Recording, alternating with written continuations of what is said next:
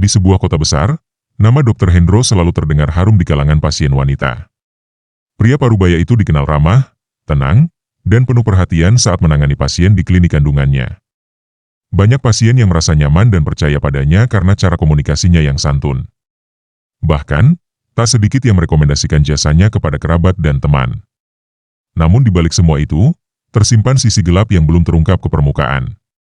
Sebagai dokter senior, Dr. Hendro memiliki pengaruh besar di klinik swasta tempat ia berpraktik. Ia sering mendapat jadwal penuh, terutama dari pasien wanita muda yang merasa aman dengan kehadirannya. Rekan sejawat pun kerap memujinya sebagai pribadi bersahaja dan berdedikasi tinggi.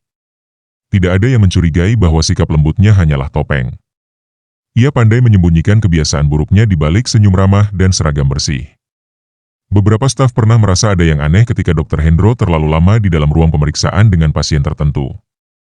Namun, tak seorang pun berani bertanya atau mempersoalkan karena takut akan kehilangan pekerjaan. Ia dikenal memiliki kedekatan khusus dengan pemilik klinik, sehingga posisinya sulit diganggu. Kecurigaan hanya menjadi bisik-bisik di lorong belakang. Semua orang memilih diam demi kenyamanan masing-masing. Sementara itu, pasien-pasien baru terus berdatangan tanpa curiga sedikit pun. Mereka hanya melihat citra sang dokter dari luar, tanpa tahu bahaya yang mengintai. Dr. Hendro seolah menikmati peran ganda yang ia mainkan, sebagai penyelamat kesehatan reproduksi sekaligus pemangsa diam-diam. Topeng kesempurnaan yang ia kenakan membuatnya merasa kebal dari kesalahan. Tanpa pengawasan ketat, dan tanpa keberanian dari korban sebelumnya, Dr. Hendro terus melanjutkan kebiasaannya. Ia pandai memanfaatkan celah dan suasana sepi di ruang pemeriksaan. Dalam benaknya, ia merasa aman selama semua orang masih percaya padanya. Namun, secuil kesalahan kecil akan segera mengungkap tabir yang selama ini tertutup rapat. Dina, seorang ibu muda, datang ke klinik untuk memeriksakan kehamilan pertamanya. Ia memilih tempat itu karena banyaknya ulasan positif tentang pelayanan Dr. Hendro. Saat bertemu langsung, kesan pertama yang ia rasakan adalah kehangatan dan keramahan. Suara lembut dokter itu membuatnya merasa tidak tegang, meskipun ini adalah pengalaman pertamanya memeriksakan kandungan. Ketika tiba giliran pemeriksaan dalam, Dina diarahkan masuk ke ruang privat dengan penerangan redup dan aromaterapi yang menenangkan. Ia merasa suasananya berbeda dari ruang praktik dokter lain yang pernah ia kunjungi. Awalnya, semua terasa normal.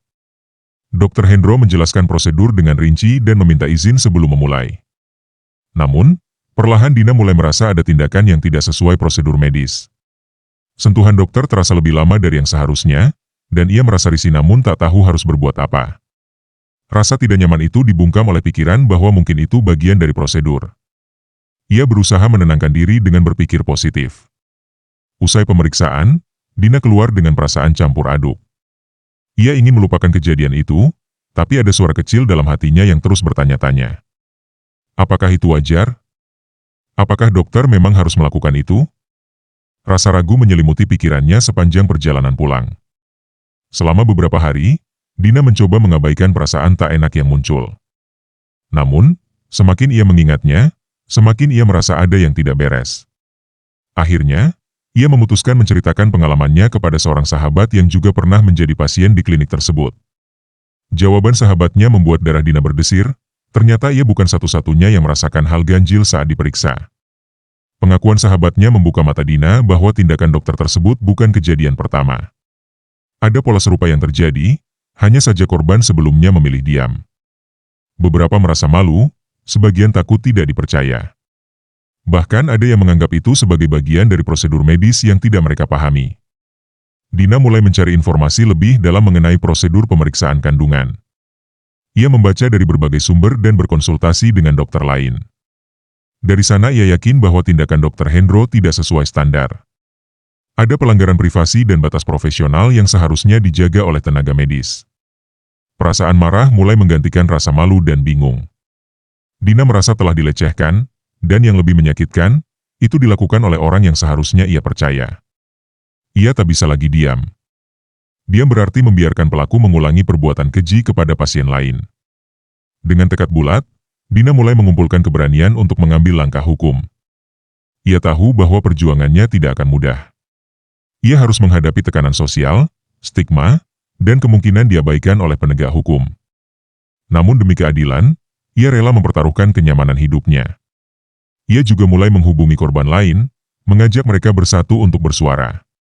Dalam pertemuan-pertemuan kecil yang penuh air mata dan luka batin, terbentuklah solidaritas di antara para korban. Mereka siap melawan bersama, melawan tirani di balik jas putih.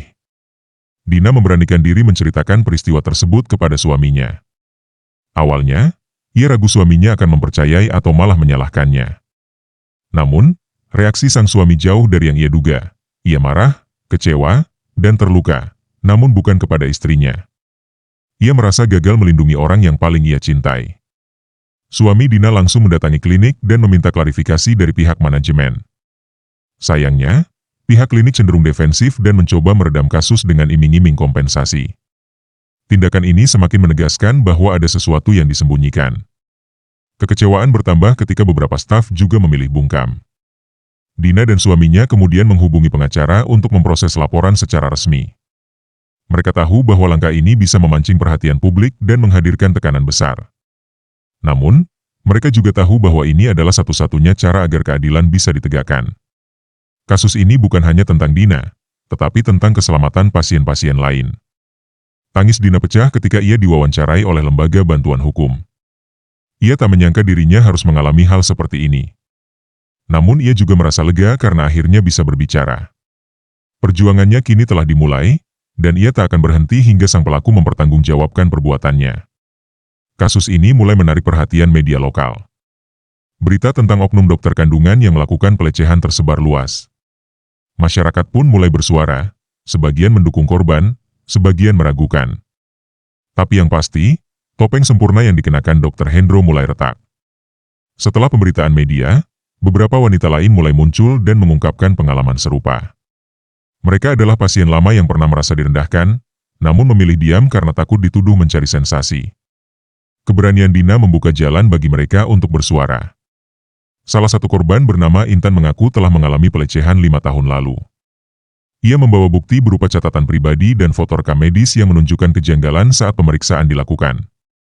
Pengakuannya memperkuat posisi Dina di mata hukum. Lembaga Perlindungan Perempuan turut campur tangan, memberikan pendampingan psikologis dan hukum kepada para korban. Mereka juga mulai menelusuri kemungkinan adanya pelanggaran serupa di klinik lain. Investigasi internal terhadap klinik tempat Dr. Hendro bekerja pun dimulai. Trauma yang dialami para korban sangat mendalam. Banyak dari mereka mengalami gangguan tidur, kecemasan, bahkan depresi. Namun melalui dukungan dari komunitas dan pendamping hukum, mereka perlahan bangkit. Masing-masing bertekad untuk tidak membiarkan pelaku melenggang bebas. Pengakuan demi pengakuan terus berdatangan, menguatkan dugaan bahwa tindakan tak senonoh tersebut telah berlangsung bertahun-tahun. Kasus ini kini bukan hanya tentang satu pasien, melainkan kejahatan sistemik yang harus dibongkar habis-habisan. Klinik tempat Dr. Hendro berpraktik menjadi sorotan publik. Puluhan pasien membatalkan janji temu, sementara pihak manajemen mulai kehilangan kepercayaan masyarakat. Beberapa staf yang sebelumnya dia mulai angkat bicara, menyatakan pernah menyaksikan hal-hal mencurigakan, namun tak berani melapor karena tekanan dari atasan. Media nasional mulai mengangkat kasus ini dalam berbagai program investigasi. Tayangan demi tayangan menyoroti sisi gelap dunia medis yang selama ini jarang terungkap. Klinik tersebut akhirnya ditutup sementara atas rekomendasi Dinas Kesehatan. Investigasi resmi pun dimulai, mencakup audit rekam medis dan kesaksian pasien. Pihak berwenang menggeledah ruangan Dr. Hendro dan menemukan dokumen serta kamera tersembunyi yang digunakan untuk merekam beberapa sesi pemeriksaan. Temuan ini memperkuat dugaan bahwa pelanggaran dilakukan secara sistematis. Bukti digital tersebut menjadi kunci dalam proses penyidikan lebih lanjut. Dalam konferensi pers, Kepala Kepolisian menyatakan bahwa kasus ini menjadi prioritas karena menyangkut kepercayaan publik terhadap dunia medis. Dukungan terhadap para korban mengalir dari berbagai pihak, termasuk tokoh masyarakat dan organisasi keperempuanan. Suasana di sekitar klinik ini berubah mencekam, dipenuhi amarah dan harapan akan keadilan. Dr. Hendro yang semula menghindar dari publik akhirnya diamankan oleh pihak berwajib untuk menghindari amukan massa. Penangkapannya menimbulkan gelombang reaksi, mulai dari rasa lega hingga kemarahan karena kasus ini baru terungkap setelah bertahun-tahun. Sidang perdana digelar dengan pengamanan ketat. Ruang sidang dipenuhi wartawan, aktivis, dan keluarga korban. Dr. Hendro hadir dengan wajah pucat dan tanpa ekspresi, didampingi pengacara pribadinya. Jaksa penuntut membeberkan sejumlah bukti yang menguatkan tuduhan terhadapnya. Dina menjadi saksi utama dalam persidangan. Dengan suara gemetar namun tegas, ia menceritakan ulang pengalaman traumatisnya di hadapan majelis hakim. Kesaksiannya membuat banyak orang di ruang sidang menitikkan air mata. Ia bukan sekadar korban, tetapi simbol perjuangan melawan ketidakadilan. Beberapa korban lain turut memberikan kesaksian, masing-masing dengan cerita yang memilukan. Mereka membuktikan bahwa tindakan Dr. Hendro bukan kesalahan sesaat, melainkan pola sistematis yang dilakukan selama bertahun-tahun. Rekaman kamera tersembunyi juga diputar sebagai bukti visual yang mengejutkan publik. Pihak pembela berusaha menyanggah dengan menyatakan bahwa tindakan tersebut adalah kesalahpahaman dalam prosedur medis. Namun argumen itu runtuh di hadapan bukti dan pengakuan dari para korban. Masyarakat menyaksikan drama hukum yang memperebutkan kebenaran dan keadilan. Majelis hakim menunda vonis hingga semua saksi dan bukti disampaikan. Suasana di luar gedung pengadilan terus memanas, diwarnai demonstrasi dan orasi mendukung korban. Kasus ini tak hanya menjadi peristiwa hukum, tetapi juga momentum perubahan dalam sistem pengawasan profesi medis. Dina dan korban lainnya mendapatkan dukungan luas dari masyarakat. Organisasi perempuan, lembaga bantuan hukum, hingga tokoh publik menyuarakan solidaritas dan perlindungan bagi mereka. Media sosial dibanjiri tagar untuk mendukung proses hukum yang adil.